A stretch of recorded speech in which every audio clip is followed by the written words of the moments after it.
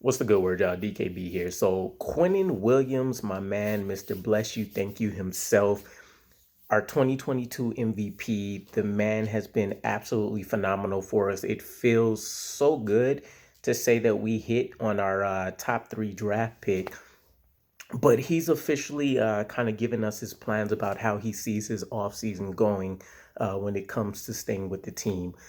He's been very hush hush on it, or at least for the most part.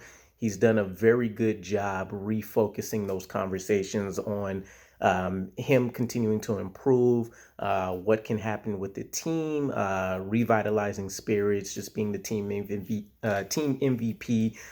From a leadership accountability standpoint, the man has been everything you can ask of when you think about getting the total package in a player. And, Sauce Gardner is probably the next best guy that you would think of on defense in terms of a young guy up there with like DJ Reed, for somebody that can, carry that same level of torch.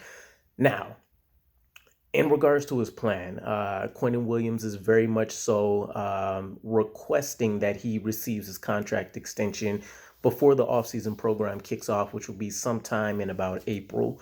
Um, the mic drop moment came when he said that he's definitely willing to skip the voluntary portions of OTAs, which, it's no need to raise hell. But he did allude to the fact that he would consider sitting out the mandatory portions as well.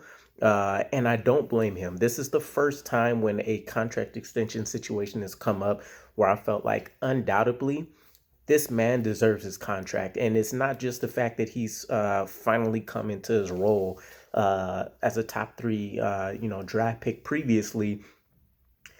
He's literally become one of the best, top three players at his position.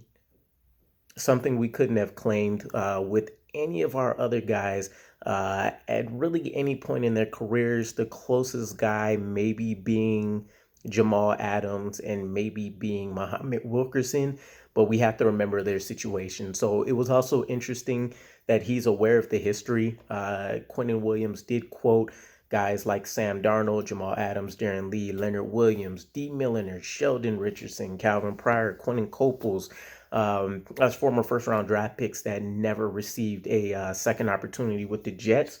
But there was a lot of issues with all of them. If we remember Sam Darnold, obviously it was a production issue.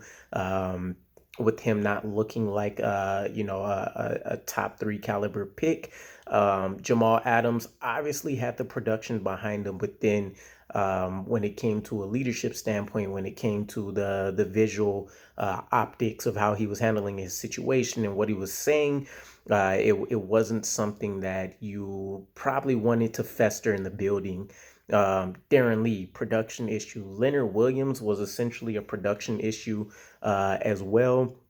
D. Milliner injury, Sheldon Richardson turmoil, and then Calvin Pryor and Quentin Coples obviously flamed out, and so Muhammad Wilkerson ended up being the last guy that a former organization put their trust in to say that this guy can, hopefully finish out a career with the New York Jets, and then we've seen things fall off, turmoil begin, lots of personality conflicts, etc. So Quinnen Williams kind of feels like that light at the end of the tunnel that we need to ensure that we kick off a very strong offseason. Now, whether we get coaching news that comes out first or we hear something about Quinnen Williams' contract or a quarterback, who knows?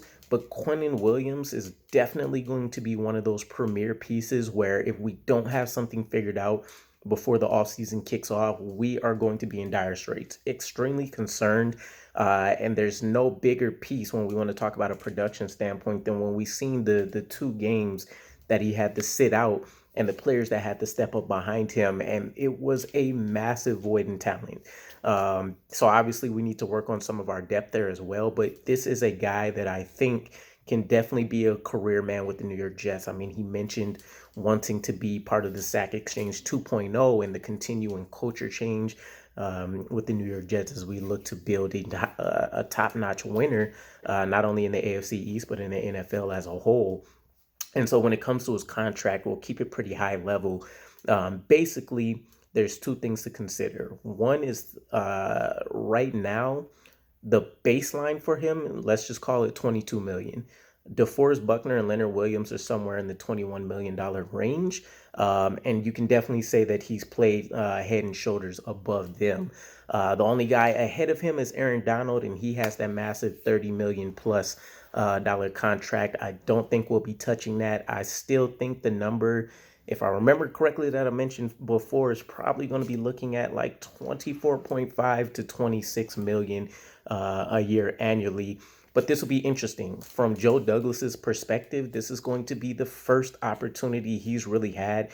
And it's interesting that it's not a player that he's drafted, but it's going to be the first opportunity for a young core elite piece of the team for him to extend. We've been doling out a lot of 3-year rental contracts to see who can stick out as, role players and maybe somebody that rises above and beyond. But this is going to be his first opportunity to put a huge blueprint on this team and say, this is a guy that we can commit to for years and years to come. And we don't have anything comparable to say. He's doled out an absolutely huge, 4 or 5 year contract to this guy.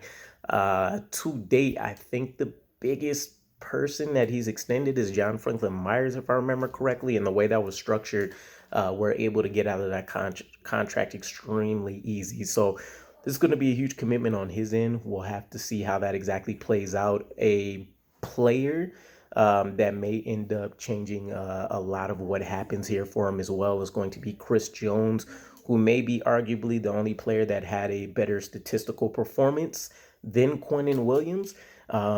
But keep in mind, we're still talking about Quinnen Williams not playing anywhere near the same level of snaps as some of these guys are. So we'll have to see how that factors into some of the conversations, because you'd have to imagine from Quinnen Williams' side of things, he has no control over that. I'm sure he'll want to go out there and play, 95% of the snaps and get very small breather moments in, but that's just not the way that the defensive line is set up to operate. So maybe they can, come to some kind of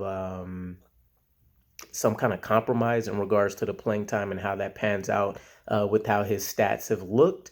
But irregardless, it's going to be interesting. I'm hoping to God we don't have any kind of holdout situations or anything that spoils this good feeling that we have about Quinnen Williams now that we finally have a couple pieces that look like the upper echelons in the NFL at their positions.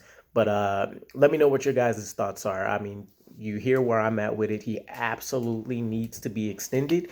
And this comes just from not only his production on the field, but his leadership ability. He's never said the wrong thing whatsoever. And even in terms of stepping up in the leadership role, we pointed out before that once he blew up on the coaching staff about how he wanted this defensive line to operate, we felt the shift. So even the coaching staff knows that he's kind of on a different playing field from a lot of his other mates, and his words carry a lot of weight. So again, let me know what you guys' thoughts are, and I'll catch you again.